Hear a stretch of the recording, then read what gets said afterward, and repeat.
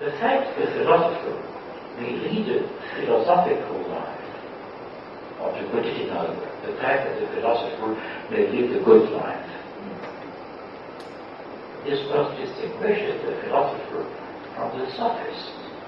And after all, there are people who sell philosophers, not as we don't sell philosophers, we just pay to teach because we are poor. But in the Greek world, one would meet people who would generally make a handsome income selling philosophy to young Greek aristocrats who wanted to become political leaders. The sophist, as we met him in Plato, is certainly not a philosopher. There is a major distinction between what the sophist thinks, and what he thinks is in philosophical, of course, and what way he lives. Now, the one who decides to lead the Theos Philosophicals prove that he's not a sophist. Enough for philosophy, but philosophy had a right to come first before theology, because theology, or Theologia, as a Christian exercise, comes after philosophy. Now, I say theology.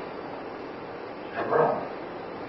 In fact, if you had asked what we called a theologian in the 3rd century, 4th century, 5th century, to define himself, he would not have said, I'm a theologian. He would have said, I'm a philosopher. I have spent enjoyable sessions with students this semester reading a fat book by Origen, the Contraception. And Origen speaks about Christian doctrine, what we call Christian theology, as Christian philosophy. And in a breathtaking passage about Israel, Origen describes the Jewish people, period Second Temple, totally devoted to reading and understanding the Torah and the prophets, and he describes them as the people of philosophers. Philosophers, not theologians. Some years ago, I discussed with a well-known Augustine specialist the self-identity of Augustine. What would Augustine have said about Augustine? He, of course, would not have said, I'm a Christian theologian. The standard definition of the theologian then was the definition by Evagrius Spartacus, where the theologian is defined as the one who prays in truth. And I suppose Augustine was humble enough not to define himself as the man who was praying in truth. And the conclusion of my discussion with my friend was that Augustine would have answered the question of who are you? I'm a Christian philosopher. Christianus philosophus sum. If we turn from Latin to Greek, we will find that the normal word used by the Christian fathers to describe the activity of the intellectual believer is knowledge, namely gnosis. Gnosis is a word used by heterodox Gnosticism, but gnosis is a totally kosher Christian word for what we would call Christian rationality. The Christian scholar is a gnostikos, no theologos, but a gnostikos. The major difference between Orthodox and heterodox Gnosticism is that Christian gnosis is totally exoteric. The doors of the church are open if you want to learn, you're welcome. Another fact is that distinction is never to be found in the Greek world and the Latin world. It's the distinction between Fides and Grace. It's latent. No Latin or Greek church father would have tried to define his work as the work of a believing man in contradistinction to the work of the knowing man.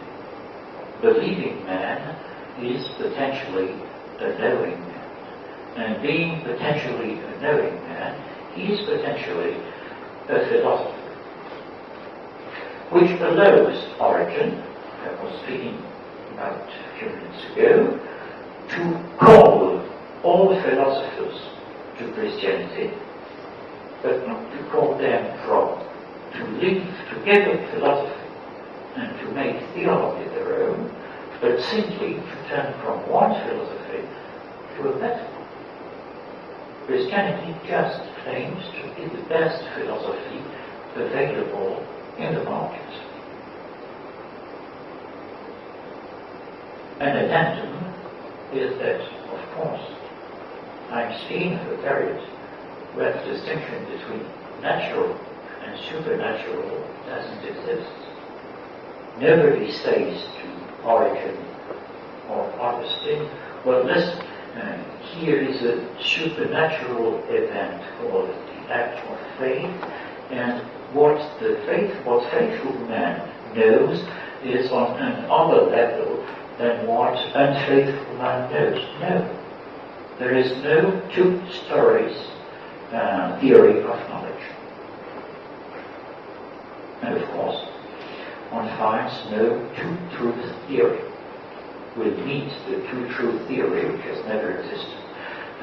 Tomorrow, theory according to which a proposition may be true in philosophy and false in theology. But this theory would have been ununderstandable in the days of Origen or Augustine. What we are looking at is the conflict of philosophies. Late antique thought is dominated by a conflict of philosophies.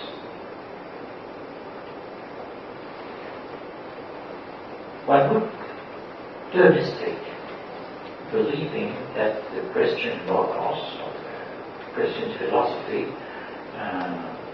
became lord and master of the intellectual landscape as soon as it appeared. I spoke of the conflict of philosophers. There was precisely one philosophy was alive, and very much alive, in the 3rd, 4th, 5th century, died in the 7th century. It's Neoplatonism. Neoplatonism is of interest for many reasons.